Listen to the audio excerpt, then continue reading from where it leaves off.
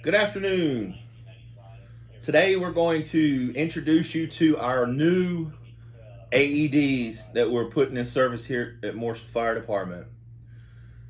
Nothing's wrong with the current AEDs.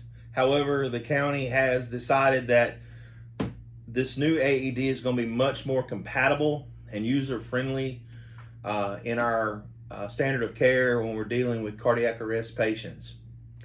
So what we're going to do is we're going to go over the details of these new machines. We're going to let you listen to the sequence. There are some differences in these machines as far as how they're packaged and how they are started up. But fundamentally, at the end of the day, they are the same. So there's really no huge learning curve. It's just a matter of muscle memory, which tabs to pull, sequence, and things like that. All right, so we'll start with the machine itself, going from the outside in. This is the new LifePak CR2 AED. This machine is as compact as our current machine. It's in a very similar case, semi-rugged case, very easy to store and carry. This machine has a self-check light that blinks intermittently to indicate that the machine is ready to go. The machine does self-checks wirelessly over the internet, which is a good feature this machine has. That will allow us to be able to do periodic checks on the machine through the internet to make sure all our machines are functioning properly and that sort of thing. It also has a feature to where we can download information from our calls when we put these machines in service on a patient in the way of a code stat report. Some of you are familiar with code stat reports that I have discussed in our Con Ed sessions. We used to get those reports from Wake County EMS or Cary EMS after we've responded to a cardiac arrest with EMS, and they would send us this report, and this report is generated from the machine that's used on the call. In their case, it was the LifePak 15 monitor machine that they have. So these machines that we have now getting ready to go in service, the CR2, will actually allow us to provide to you a code stat report at any given time at our disposal, because it can download Wi-Fi to the code stat software that's installed on our desktops here at the fire department now, and allow us to pull that code stat report and share that information with you. This is going to be part of our Q&A process long term, and will allow us to sit with the crew to discuss the details of the call, to point out fundamentals about how we're doing, how we perform CPR. It shows waveform as you're doing compressions, and it shows your average compression rates and all sorts of good, valuable information that's going to be able to provide us the opportunity to do what we do and make it better. So that's where it's going to fit into our QA process, ultimately the training process as well. So the machines, like I said, are connected wirelessly to the internet, which is a good feature to have. So the machine is very lightweight and will store just as well as our other ones in the apparatus. So the machine, the lid is protecting the machine. It's held together by friction. No latches, no buckles to break, to get stuck. It's just merely friction. You pull the red tab, it exposes the machine. The machine's fixed in the case, so you don't have to worry about it falling out. All right. When you lift the machine lid, it activates the machine. Adult mode. Remove all clothing from patient. I'll go over the details of the pads here without this machine because it's going to talk over me. So when you open the machine, you see the pads that were sitting, they're here in the machine. I'll open it for a brief second again. See the pads. The pads are in a tray, hard tray, that tray has little tabs on the front that to pull the old used tray out, you push the tabs, lift it out, and discard it. The new pads come in boxes. We'll open the new pads up. They have a nice little handy dandy how-to book. We know how to, right? And the pads are located in the box. You'll pull the pads out, take them out of their plastic in the back of the tray, and you'll just simply insert this new set of pads in the machine. All right, and it'll be good to go. Little contacts here will make contact in the machine, and the machine will then read that it has a fresh set of pads. The expiration date is here. The expiration date acts as a seal as well. So when you pull this D-ring out, it rips and tears the seal and allows you to pull the cover off, exposing the new pads. All right. The expiration date, to give you an idea, these don't expire until 2026. That's a huge improvement from the current AED pads that we have that expire every 2 years or so. So the expiration's longer. Doesn't mean anything can't go wrong with the pad. However, the expiration date is a little longer, which usually is going to put us in a better place when it comes down to making sure we have the equipment for the job and replacement of pads and so forth and so on. We won't have to buy so many pads to keep the lot and the expiration dates close together. So that's good news. So that's the new pads. All right, so I'm going to switch over to the trainer here. All right, well, let me just do this. When you open the pads, you rip it open, it exposes the pads. These pads are just like the current pads on the back. They have a metallic piece to them. That's where the electrical current goes into the pad, and they're attached to the wire right here. This wire is a little small, so pull on it, but don't yank on it, okay? And then apply it. You see the pictures. You have a picture of an infant, you have a picture of an adult. Now, before the trainer's turned on, I'll go ahead and mention the trainer, or the AED and the trainer alike, are going to tell us to put the pads as pictured on the pad itself. The pads know no boundaries. They just know that they are out of the tray and on a patient. The recommendation that they're sending to us is still mid-axillary and mid-clavicular on the right side, all right, which is what we used to do. You know now that our protocol recommends that we do posterior, anterior, just like the baby picture here says, posterior and anterior, posterior placement on adults in addition to the infant or child. If you can, there are going to be some situations to where we cannot place posterior, anterior on adult, depending on the size of the patient, where the patient's located, and so forth. That's nothing different than we do now.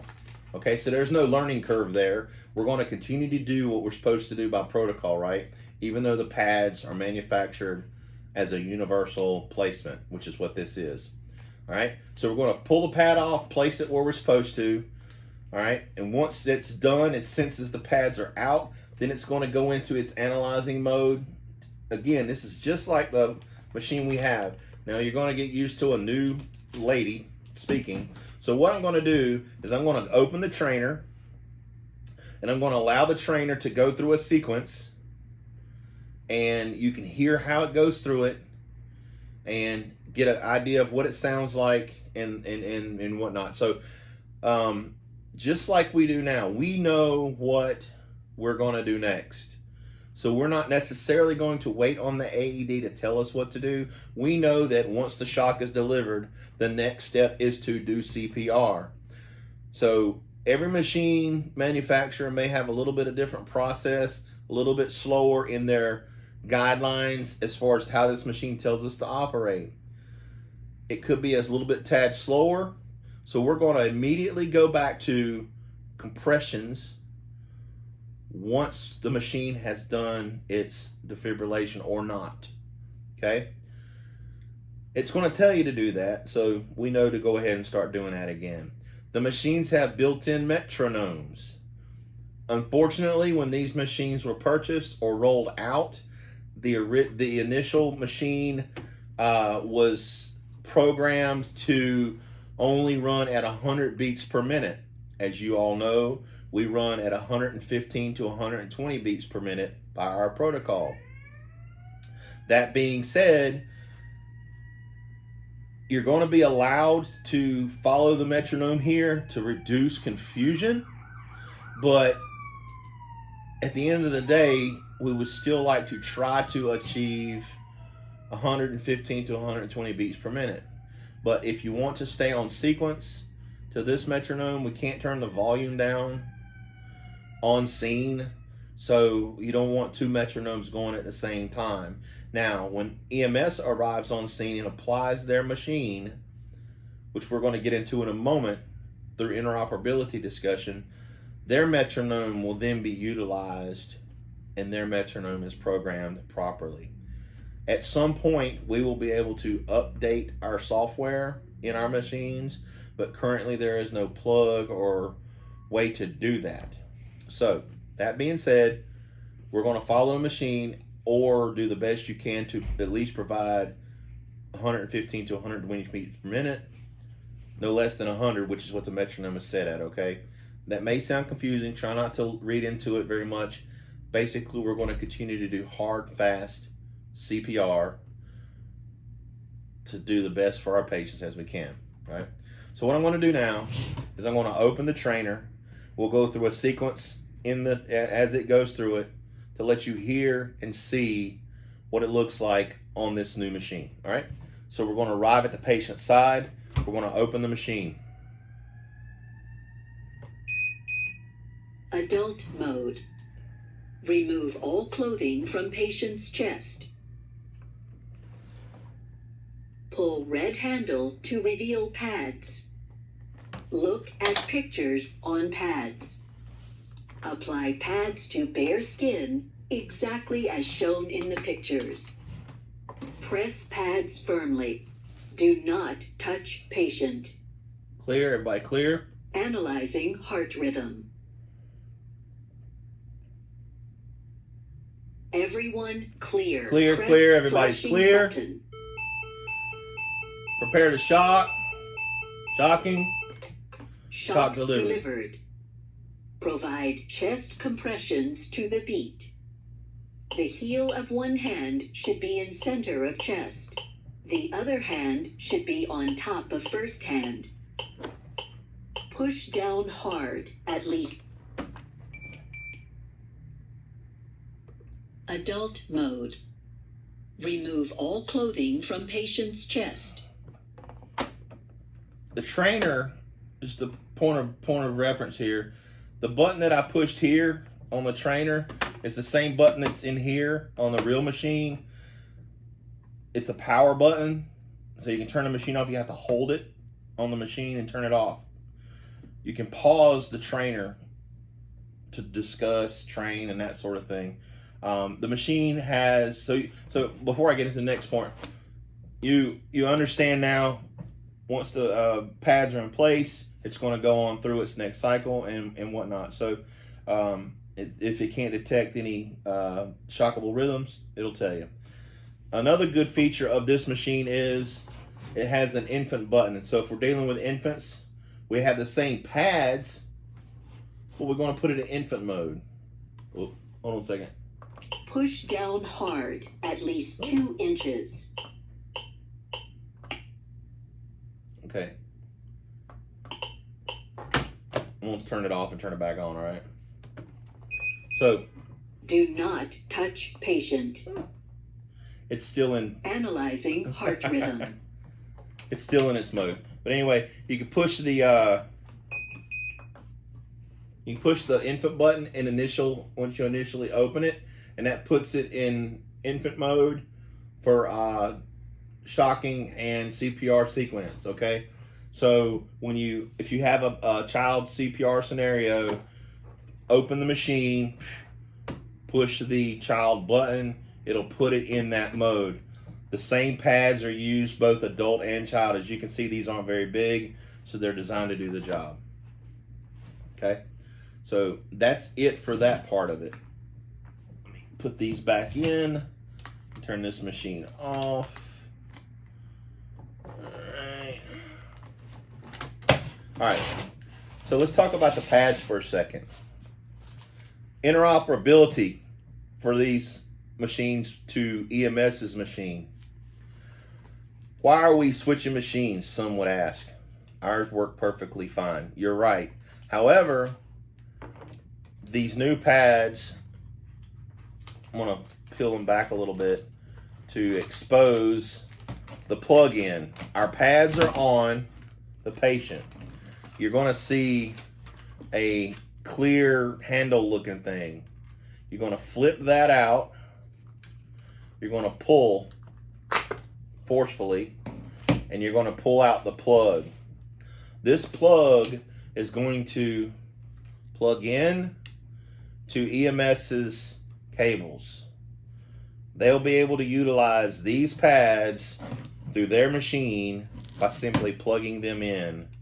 And you guys know that the protocol for cardiac arrest here in Wake County is tandem defibrillations once the second machine arrives. So here's one set of pads already in place. The second machine arrives, they will come in, put their pads where these pads aren't, and then commence with tandem defibrillations from there. So our plug right into their cables, and then they can continue CPR as it goes. All right.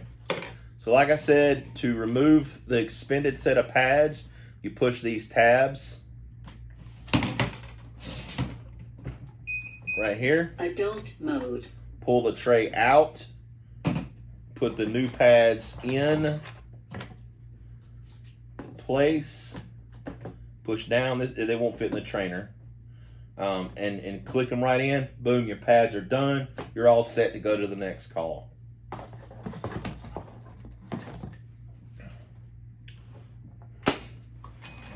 A few last and final talking points about the machine and the case and whatnot. As you can see, this black,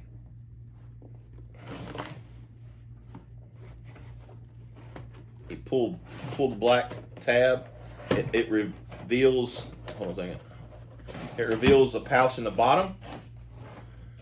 Ultimately, we're going to put a set of spare pads in here, in this pouch, so you'll have a spare set of pads with the machine at all times. Also in this pouch will live a USB cable, which will you be able to be plugged into any computer with the software to download that code stat report manually, or get any data off the machine that we want. Okay. Battery located here. Once we installed the battery is now a 4-year battery, 5-year on the shelf. I have labeled each battery. As you can see, the little silver squares that I've put in here. Each battery is labeled in service 621. It's labeled MFRD. All right, unit number 14 battery. Battery is very simple, only goes in one direction. Place it in the machine, click, it's ready to rock and roll. Okay, so we close that back up. In the back of the machine, you have a little door, and you have a little rubber flap right here, and that has the data. You can plug in the USB port and the data and that sort of thing to download the machine manually. We don't intend to do that. However, the idea is to try to do everything wirelessly. Currently, I'm working with IT to get that set up so we can do that. These machines will live on the trucks, and they will talk to the wireless access point closest to them. So we have to program them to be allowed to talk continuously through the wireless port, just like our trucks do. Like I said earlier, Each machine is going to be labeled. I have a tag on each one of them. Each machine is labeled for the truck and a specific unique identification number that I've given each one.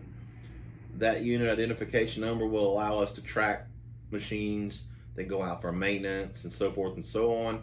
Each machine is also labeled on the cover, on the case, and on the machine itself. See, with permanent marker. If you find a machine that has not been labeled or the label's worn off, please let me know, and we will relabel them to make sure that they stay in our possession and don't grow feet and walk away. At this point, that is pretty much everything to discuss with these machines. I will leave a machine at each station, and what I would like for everyone to do is look at the actual machine. All right, feel free to play with the trainer and its training pads. All right, we'll make it available for you and get used to the noises and the buttons and things like that. So, to review, the machine has a self-check green light. That green light blinks intermittently every few seconds. Open the machine door, turns the machine on, tells you adult hit mode, baby mode, remove all child mode, remove all Right. clothing from patient's chest, adult mode, Push and remove hold. all clothing from patient's child mode, remove Right. all clothing from patient's chest. English. English. Pull red handle to reveal pads. Look at pictures on pads. Apply pads to bare skin exactly as shown in the pictures. Press pads firmly. This machine is not going to go any further until those since the pads have left the tray. That's what the actual machine does. So we're not going to do that. We're not going to waste a set of pads for that purpose. We've already sacrificed one set. These pads aren't very cheap, so we'll make sure we have them in stock for you to utilize and whatnot. So each machine essentially will have two sets of pads, one in the machine and one on standby. So if you guys have any questions at any time about the machine, please feel free to reach out to me. Again, fundamentally, we're not changing our operation. We're going to do the exact same thing we've always done. We're going to pull the machine off the truck, go to the patient side, open the machine, follow the prompts, apply the pads,